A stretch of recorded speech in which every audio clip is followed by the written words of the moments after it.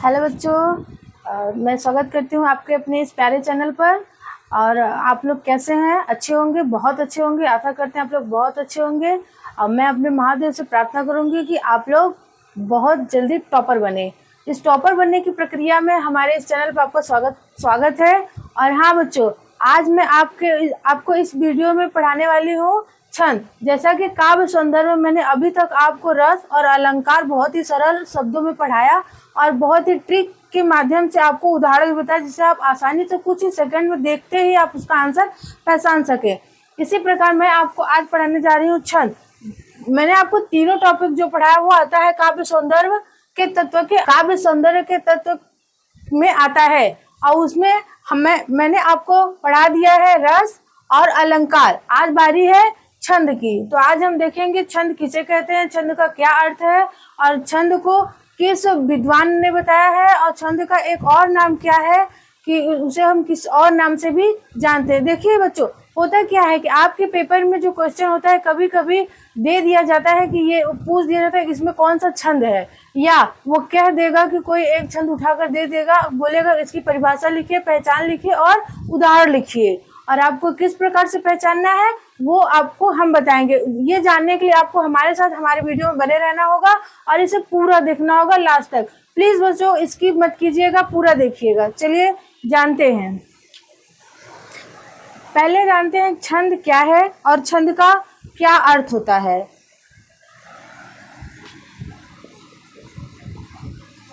छंद कह सकते हैं कि छंद का सामान्य अर्थ होता है बंधन। छंद का सामान्य अर्थ है बंधन, यानी किसी भी पद को, चरण को आपस में बांध के रखना, ये होता है छंद। इसीलिए इसे छंद का जो सामान्य अर्थ बताया गया है वो है बंधन।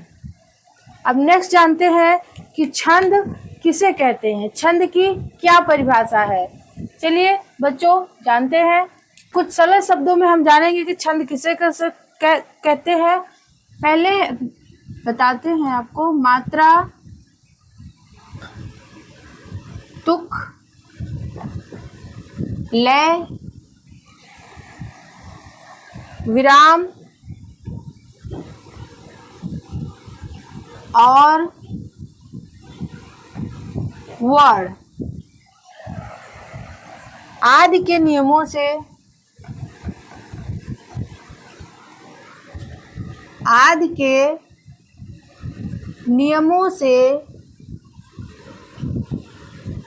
बधी वाक्य रचना को छंद कहते हैं। छंद कहते हैं। जैसा कि मैंने आपको बताया बच्चों कि छंद क्या है, बंधन है, यानी वो एक पद को, एक चरण को क्या करती है, वाक्यों को आपस में बांध के रखती है। हमें किस प्रकार से उसमें उतार चढ़ाव के साथ पढ़ना है, कहाँ विराम लगाना है, कहाँ पे रुकना है, कहाँ पे उसको और उत्तेजित होकर पढ़ना है, कहाँ आराम से पढ़ना है, ये सब हमें सिर्फ छंद के माध्यम से पता चलता है कि कविता को किस प्रकार पढ़ना है, कहानी को किस प्रकार से पढ़ना होता है। तो बच्चों जानते हैं मात्रा, तुक, लय, विराम और वर्ण आदि के नियमों से बधी वाक्य रचना को छंद कहते हैं। अब बच्चों आपके मन में ये डाउट आ रहा होगा कि तुक क्या है, लय क्या है, विराम क्या है, वर्ण क्या है। मैं आपको इस वीडियो में पूरा समझाऊंगी और बताऊंगी ये सब क्या होते हैं। तो एक और चीज है बच्चों को, वो थोड़ा सा और जान लेते हैं छंद के बारे में। उनकी जो रचना होती है वो किन किन चीजों से मिलकर के बनती है, थोड़े और सरल शब्दों में जानते हैं। जिस रचना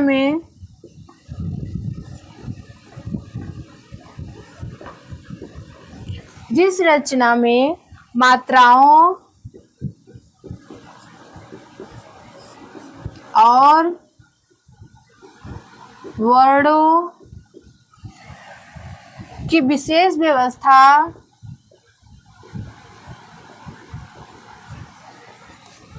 की विशेष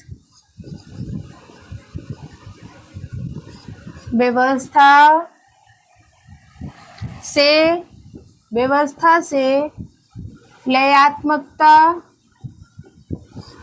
यानी उसको पढ़ने में लय हो, लयात्मकता और गति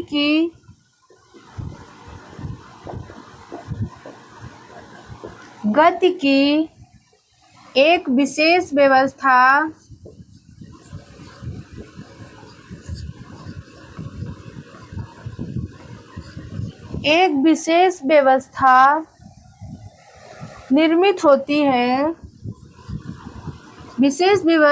निर्मित होती है, उसे छंद कहते हैं।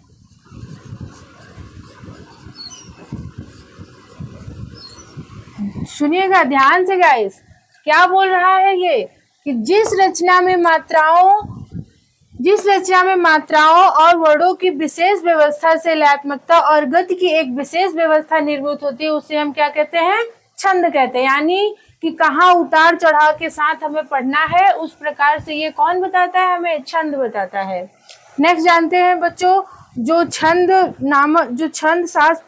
छंद है उसे किस विद्वान ने बताया है, और उन्हीं के नाम पर छंद का एक और नाम रखा गया है। चलिए जानते हैं वो क्या है। की रचना, छंदों की रचना और गुण अवगुण के अध्ययन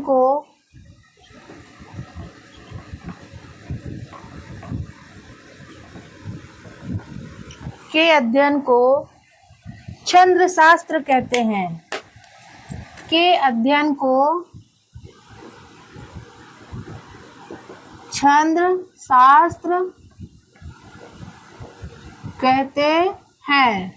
अब देखिए, छंद शास्त्र के जो प्रणेता है, नामकरण जिन्होंने किया हुआ है, छंद शास्त्र के प्रणेता कौन है? पिंगल साहब हैं।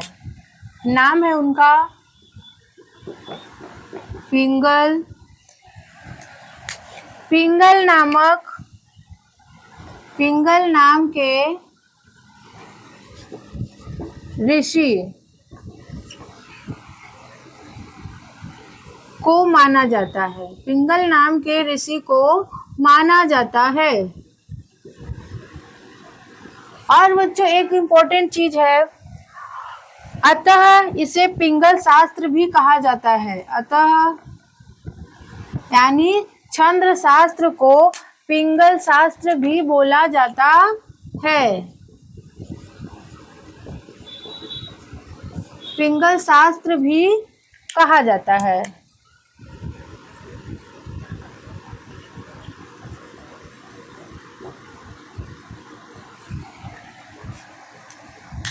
ये बहुत इंपॉर्टेंट है, आपके एग्जाम में टिक द करेक्ट ऑप्शन में बहुविकल्पी में पूछ सकता है, छंद शास्त्र को और किस नाम से जाना जाता है, या छंद शास्त्र को या छंद को किस ऋषि के नाम से जाना जाता है, या इसे किस ऋषि ने नामकरण किया हुआ है। अब जानेंगे छंद के अंग कितने होते हैं, कौन कौन से होते हैं। तो छंद के अंग जानेंगे। छंद के अंग, तो छंद के कितने अंग होते हैं बच्चों? 7 होते हैं। अब 7 में कौन कौन से होते हैं? First, second, third, fourth, fifth, sixth and seventh. Word, पहला क्या है? वर्ड।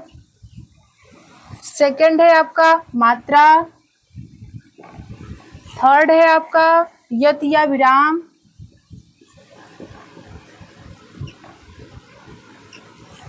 फोर्थ है आपका गति।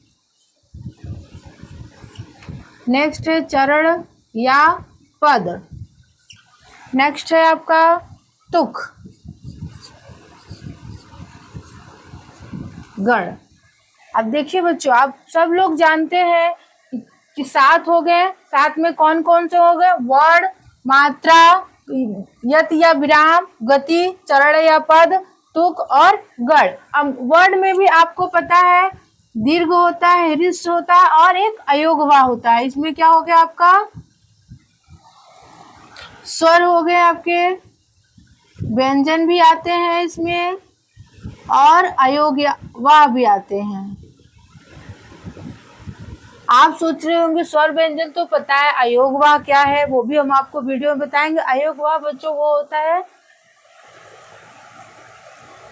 बताएंगे आपको क्या होता है। और स्वर तो पता है, व्यंजन पता है। स्वर में भी ह्रस्व और दीर्घ 2 होते हैं। अब जानेंगे वर्ण क्या है। तो पहला है आपका वर्ण। वर्ण क्या है? देखिए, एक स्वर वाली ध्वनि को वर्ण कहते हैं। एक स्वर वाली ध्वनि को वर्ण कहते हैं। एक स्वर वाली ध्वनि को वर्ण कहते हैं।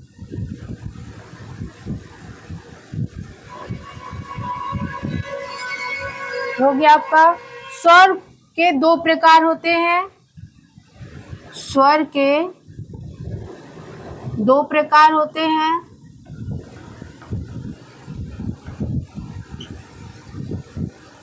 अब देखिए, एक दीर्घ हो गया, एक ह्रस्व और एक दीर्घ। ह्रस्व स्वर, नेक्स्ट है आपका दीर्घ स्वर। अब ह्रस्व में कौन कौन से स्वर आपके आते हैं? आ, ई और उ, छोटी मात्रा वाले। और दीर्घ में आपके आ गए आ, बड़ी ई, बड़ा उ, ए, ओ और औ।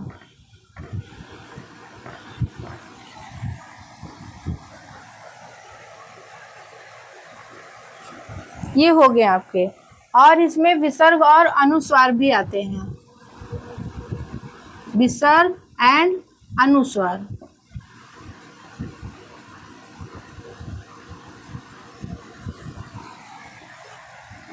ये आपके वर्ण हो गए। अब आगे हम जानेंगे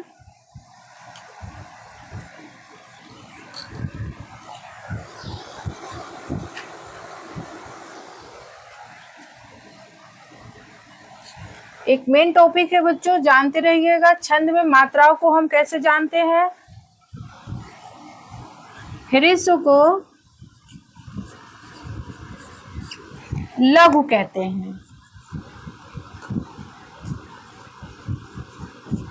ह्रस्व को लघु और दीर्घ जो बड़ी मात्राएं होती हैं उन्हें हम गुरु कहते हैं।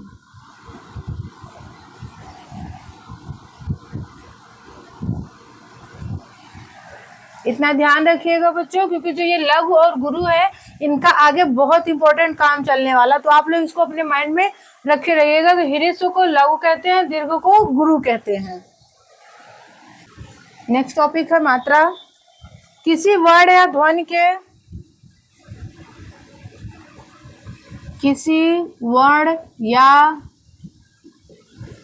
ध्वनि के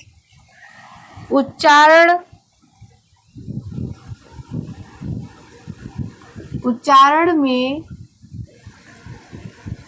जो समय या अवधि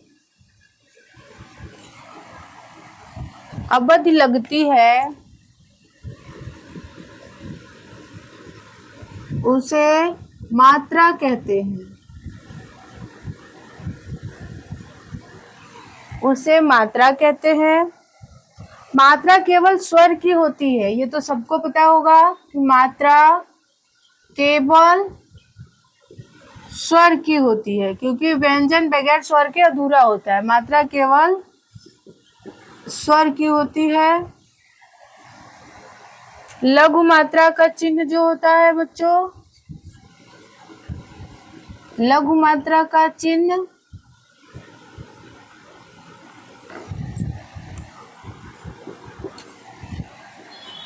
आई के माध्यम से होता है तथा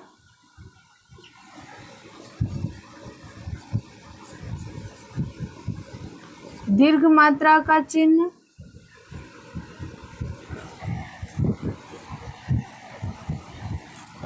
एस से रिप्रेजेंट करते हैं।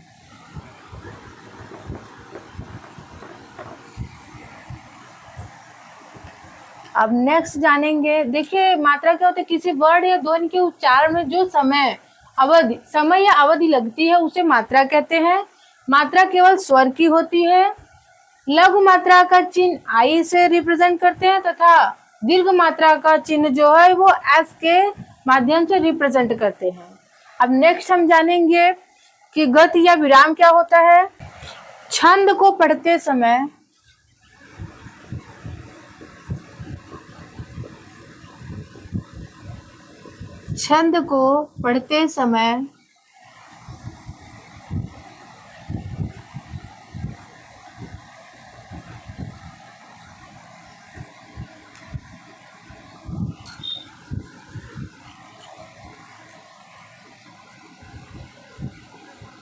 छंद को पढ़ने के प्रवाह या लय को गति के, यार कहाँ गलती हो जा रही है।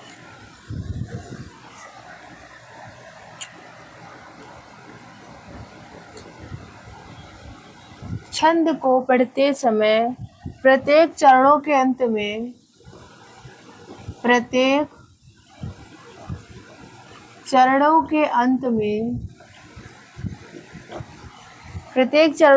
में ठहरना पड़ता है। ठहरना पड़ता है। इस ठहरने को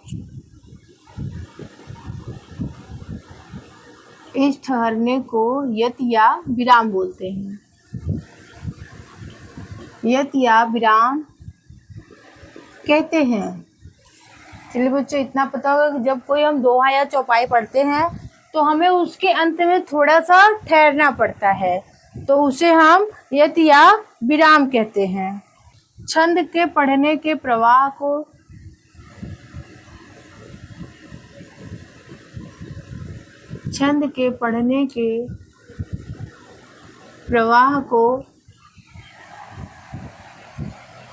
प्रवाह या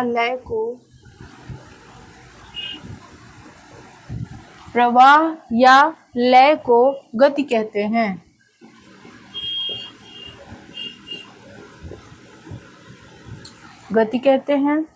प्रत्येक छंद की अपनी एक अलग लय होती है। प्रत्येक छंद की अपनी एक लय होती है बच्चों। जैसे कि कौन सा दोहा हमें कितनी तेजी से पढ़ना है, उसमें ऐसा क्या है जहाँ पे ठहर के पढ़ना है या उसे गा करके पढ़ना है, कहानी के माध्यम से पढ़ना है, ये हमें गति के माध्यम से पता चलता है। अब नेक्स्ट जानेंगे चरण या पद। चरण या पद क्या होता है, वो छंद के चतुर्थांश को चरण कहते हैं। छंद के चतुर्थांश को चरण कहते हैं। चरण या पद कहते हैं। पद कहते हैं। प्रत्येक छंद में कम से कम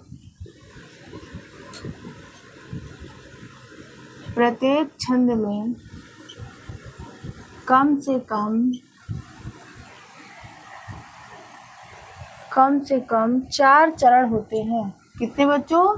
4 चरण होते हैं। यानी 4 वाक्यों का जो पद होता है वो चरण या पद कहलाता है। कम से कम 4 चरण या पद होते हैं।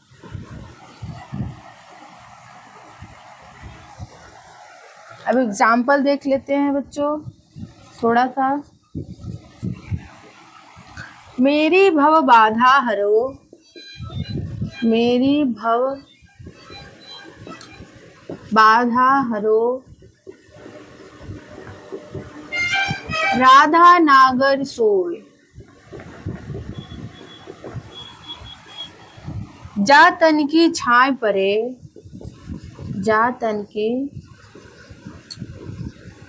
छाय परे, श्याम हरित दुति होय, श्याम हरित दुति होय।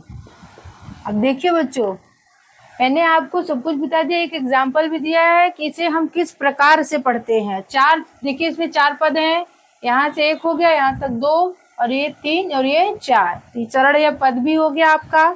अब इसमें यति और विराम भी है। देखिए बच्चों, रुकना कहाँ कहाँ पर है, और गति यानी इसकी जो पढ़ने की लय है वो किस प्रकार से है।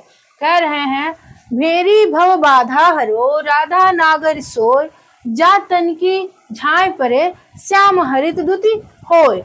इसमें वो कह रहे हैं कि हे राधा, श्याम की जो प्रेमिका है राधा, उससे वो बोल रहे हैं कि आप मेरी जो भव बाधा है यानी मेरी बाधाओं को दूर करिए। तो उनके कहने का माध्यम है कि किस प्रकार से इसे पढ़ा जाए। ये कविता है और जो छंद है इसे हम किस प्रकार से पढ़ सकते हैं। तो इसमें छंद या गति या विराम भी है, मात्रा भी है, गति भी है, चरण और पद भी है। तो हम इसे इस प्रकार से रिप्रेजेंट कर सकते हैं। नेक्स्ट जानेंगे तुक क्या होता है।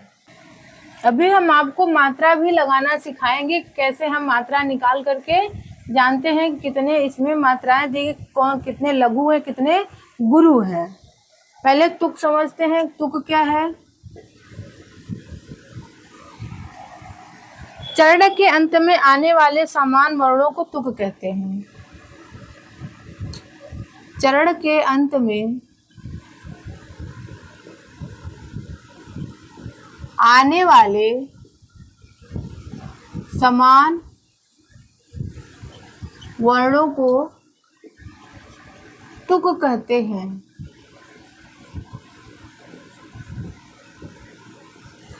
अब जैसे फॉर एग्जाम्पल देखते हैं, काम कुसुम धनु साधक लोन्हे, काम कुसुम धनु साधक लोन्हे,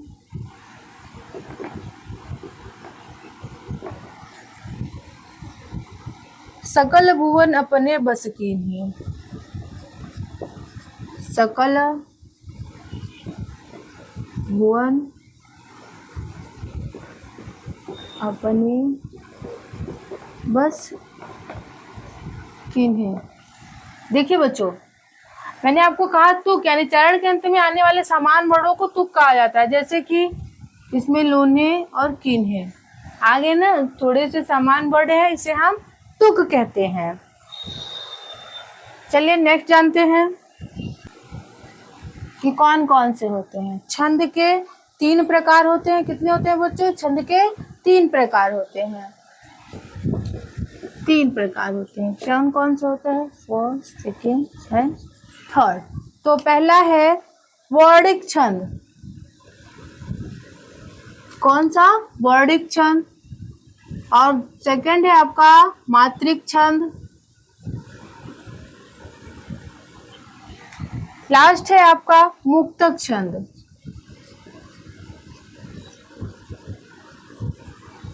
ये छंद कितने प्रकार के हुए? 3, वर्णिक छंद, मात्रिक छंद और मुक्तक छंद। चलिए जानते हैं वर्णिक छंद किसे कहते हैं, इसकी क्या पहचान है, क्या परिभाषा है।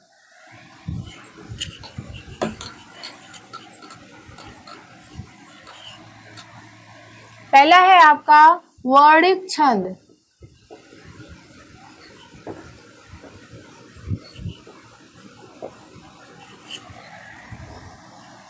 वर्णों की गणना के आधार पर, जैसा कि नाम से ही आपको पता चल रहा है, वर्णों की गणना के आधार पर, वर्णों की गणना के आधार पर की जाने वाले छंदों की रचना, की जाने वाले छंदों की रचना की जाने वाले छंदों की रचना वर्णिक छंद कहलाती है। रचना को वर्णिक छंद कहते हैं।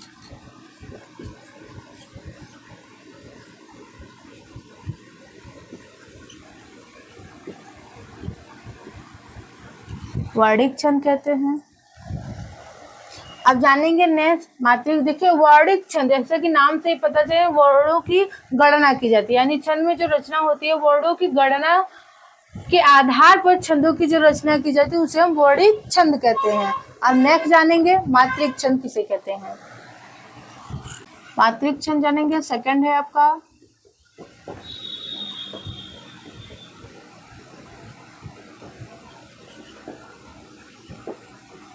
मात्रिक छंद। क्या होता है बच्चों? मात्रिक छंद के सभी चरणों में मात्रिक छंद के सभी चरणों में सभी चरण मात्राओं की समानता का पालन होता है। मात्राओं की समानता का पालन होता है,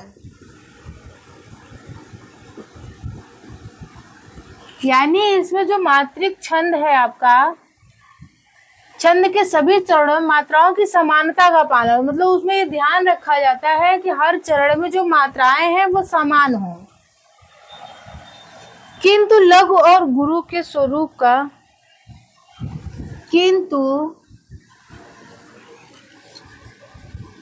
लघु और गुरु के स्वरूप का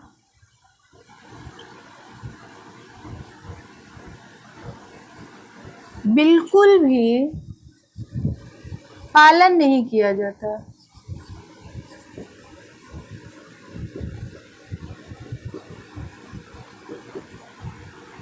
बिल्कुल भी पालन नहीं किया जाता है। जैसे थोड़ा सा टॉपिक बड़ा है बच्चों, बोर नहीं होइएगा, ध्यान से समझिएगा, बहुत इंटरेस्टिंग है, बहुत अच्छा लगेगा आपको। जैसे दोहा, चौपाई और सोरठा आदि। अभी हम आपको बताएंगे कि आपके एग्जाम की दृष्टि से कौन कौन से छंद है जो इम्पोर्टेंट है, जो आपके एग्जाम में आएंगे। लेकिन उससे पहले आपको ये सब जानना बहुत जरूरी है कि छंद के प्रकार कितने होते हैं, क्योंकि ये भी आपके एग्जाम में पूछता है। आजकल आपके एग्जाम का जो सिलेबस है वो बहुत हटके आने लगा है, इसलिए ये सब आपके लिए जानना बहुत इम्पोर्टेंट है। अब नेक्स्ट जानेंगे मुक्तक छंद। मुक्तक छंद, वैसे तो छंद दो ही होते थे, लेकिन इसे लास्ट में जोड़ा गया है जो वर्णिक और मात्रिक दोनों से परे, यानी ये मुक्त होता है, इसमें किसी भी चीज की गणना नहीं की जाती है। हिंदी में आजकल लिखे जा रहे हिंदी में आजकल लिखे जा रहे छंद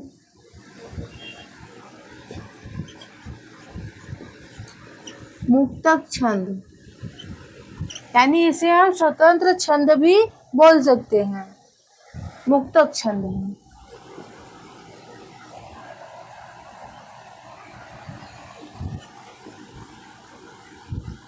इन छंदों में मात्रा और वर्ण का कोई बंधन नहीं है।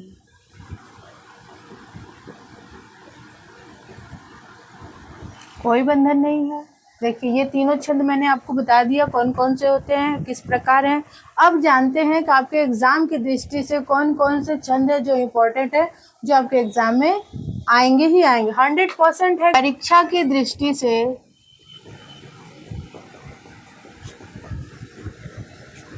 महत्वपूर्ण छंद,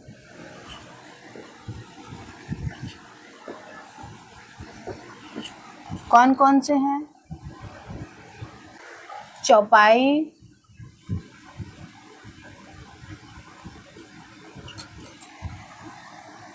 दोहा,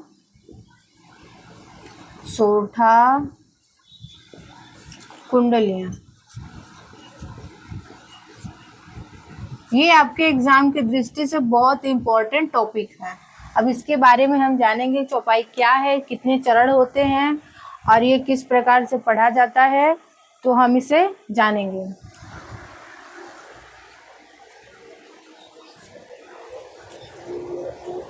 ए रवि अच्छी देख में बउआ ना उठावे यार, अजी से नीचवा झाँक आओ।